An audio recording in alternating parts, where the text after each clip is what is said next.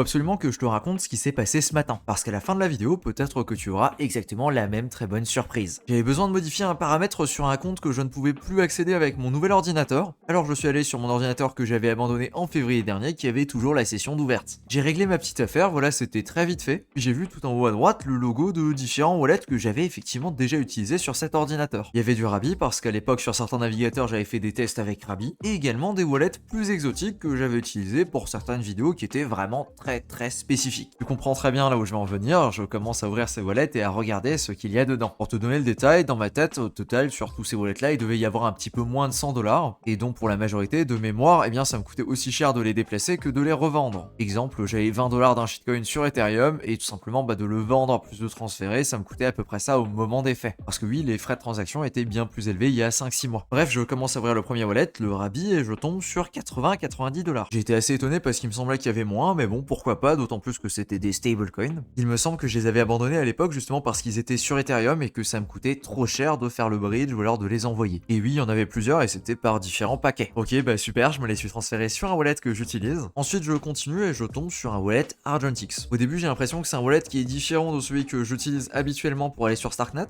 mais en fait, c'est juste un souci d'affichage et la version que j'avais sur mon ancien ordinateur était totalement différente. En réalité, c'est déjà un wallet que j'ai transféré vers mon nouvel ordinateur et donc il n'y a rien de nouveau dessus. Ensuite, je commence à me balader sur quelque chose d'un petit peu plus exotique, un wallet pour les Dogecoin. Oui, le mage avec un wallet qui peut détenir des mêmes coins dans une même phrase. Oui, je sais, moi-même je n'y aurais pas cru. Mais attends la fin de cette petite histoire parce que tu n'es pas prêt. J'ouvre donc le wallet que j'avais approvisionné pour pouvoir acheter des mêmes coins sur Doge. Plus précisément de nom, c'était des Doginals, donc des inscriptions sur la blockchain Dogecoin. Alors déjà plutôt sympathique, je vois environ 200 Doge sur le wallet, alors ça fait pas grand chose, ça doit faire 15-20$, quelque chose comme ça. Évidemment, je les ai rapatriés et j'ai passé 10-15 minutes à essayer de me rappeler comment ça fonctionnait les inscriptions sur Doge pour regarder si effectivement elles avaient de la valeur ou non. Spoiler, j'ai pas trouvé grand chose, j'avais certaines inscriptions pour 5-6$, mais vu les frais qui étaient demandés par l'application plus le faible volume dessus, car je rappelle c'est exactement comme les NFT, c'est-à-dire que pour que tu reçoives l'argent de la vente, il faut qu'il y ait un bonhomme de l'autre côté qui décide de te les acheter. Sauf que quand il y a 0$ de volume sur les dernières 24 heures, tu te doutes bien que ça n'arrivera pas. Alors voilà, c'était quelque chose d'assez marrant, c'était un setup que j'avais mis en place pour une vidéo que j'avais tournée à l'époque. Ça commence à remonter, ça devait être il y a 6-7-8 mois, quelque chose comme ça. Ensuite, je vois un autre wallet et c'est Unisat. Pareil, j'ouvre et je regarde ce qu'il y a dedans et il y a 50$ de Bitcoin. C'est loin d'être une grosse surprise, je devais avoir 20-30$ de Bitcoin dessus et puis le Bitcoin a fait x2, donc voilà. Évidemment, ça se prend et à ce moment-là, je dois être à peu près plus de 150$ de crypto. C'est clair que c'est sympathique de se lever un samedi matin et puis de tomber là-dessus. Sauf que j'étais pas encore au bout de mes surprises. Et là, je me rappelle que c'était certainement le wallet que j'ai utilisé pour la vidéo démonstration de comment acheter quelques jetons sur Bitcoin. Pour être plus exact, des inscriptions Ordinals. Alors je regarde et je vois que le wallet il détient 3 jetons. Du JPOF pour Jérôme Powell, du Hamrock ou quelque chose comme ça. Voilà, c'est ces deux shitcoins qui ne sont absolument plus utilisés aujourd'hui. Donc bon d'accord, ça valait peut-être 10-15$, mais il n'y a absolument aucune chance de les vendre tout simplement car il n'y a pas de volume. Et je tombe sur un troisième token qui s'appelle le Wizard. Alors pareil, je check le prix et je te dis pas ma surprise quand je vois que les 490 jetons qu'il y a sur mon wallet, eh bien ils s'échangent actuellement aux alentours de 1500$. Oui, c'est aux alentours de 3$ le jeton. Alors de mémoire, ça valait absolument pas ça quand j'ai abandonné l'ordinateur en février dernier. Et effectivement, je suis allé vérifier sur la charte du projet, c'était le cas, ça valait peanuts. Cependant depuis, le jeton a pris une plus-value absolument folle et il est monté jusqu'à 8-9$.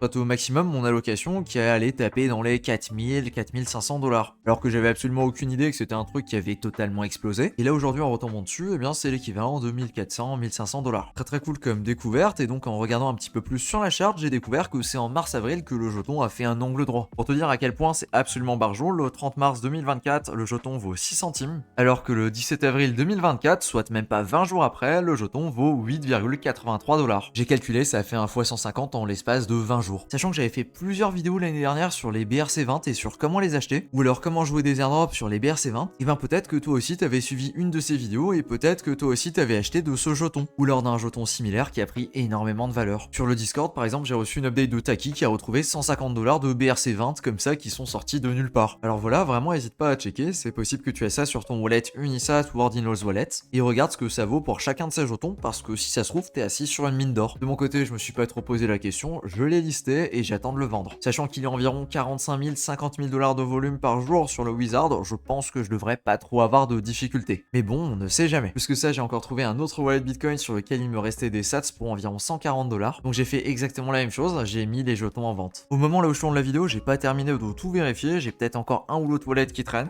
Je pense notamment à des wallets MetaMask que j'ai pas réussi à ouvrir parce que l'ordi a pas fait une mise à jour depuis super longtemps. Et donc je pense que je dois régler quelque chose de ce côté-là. Et en plus de ça, j'ai encore quelques sites phrases assez poussiéreuses, là où il y a encore quelques taches de café dessus. Donc comment te dire que ça m'a pas mal motivé à aller fouiller de ce côté-là. Si t'es là depuis un petit moment dans la crypto, je pense que c'est également ton cas. Tu as probablement des sites phrases qui traînent à droite à gauche. Il y a peut-être des wallets qui sont encore connectés sur d'anciens ordinateurs par exemple, ou même pourquoi pas des comptes sur différents faucets ou sur différents échanges que tu penses abandonner et sur lesquels tu penses qu'il n'y a plus rien. Alors qu'avec la remontée récente des cryptos, et bien aujourd'hui peut-être que ça vaut quelque chose. Alors je te garantis absolument pas que tu vas trouver des sommes folles, mais c'est certainement une bonne idée de faire tes recherches sur ce qui t'appartient et ce que tu as abandonné derrière toi. Peut-être qu'aujourd'hui, vu que les choses ont pas mal changé, et bien ça a de la valeur. De mon côté, quand j'aurai vendu mes wizards, je pense les laisser en bitcoin et je pense que je vais les utiliser pour jouer Babylone. À voir comment ça fonctionnera et si on n'a pas trop de surprises de ce côté-là. Voilà, c'est tout pour cette petite vidéo. J'espère que tu feras aussi quelques trouvailles de ton côté. Et sur ce, si c'est pas déjà fait, eh bien je t'invite à t'abonner à la newsletter, le premier lien en description. Dans celle-ci, je te partage toute l'actualité airdrop tous les samedis à 18h. Et cette semaine, il y a 3-4 airdrops à venir récupérer si tu as participé. Comme pour certains wallets que tu as peut-être oubliés, ce serait dommage de laisser de l'argent sur la table. Voilà pour cette vidéo. Sur ce, je te dis à plus pour une prochaine.